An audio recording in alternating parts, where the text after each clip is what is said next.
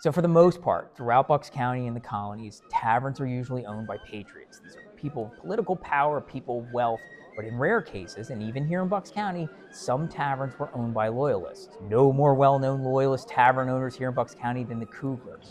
John Coogler bought this property in 1771, coming here from England in 1752 and pledging allegiance to the British. He had a ferry, a mill, and this tavern here, and it became a hubbub of information for people as they were on their travels.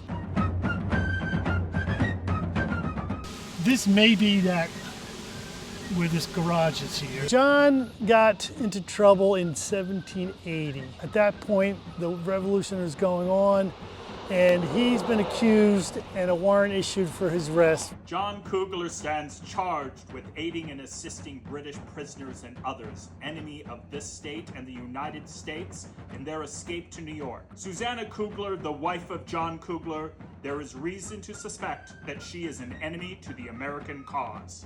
Colonel George Wall, who was a Lumberville resident, responded to this warrant.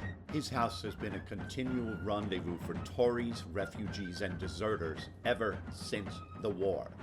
And it is my opinion he now holds a correspondence with the enemy. His ferry and all his boats ought to be taken from him, as he does a deal of mischief in crossing disaffected people over in these lines. Cooglers are accused of being, traitors during this period of time, and they are imprisoned.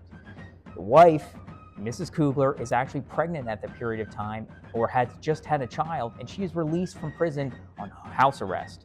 There's not enough evidence to convict the Cooglers. Eventually, they're both let go, but they have to sell their property. That is part of it. So they give up the tavern, disappear into history.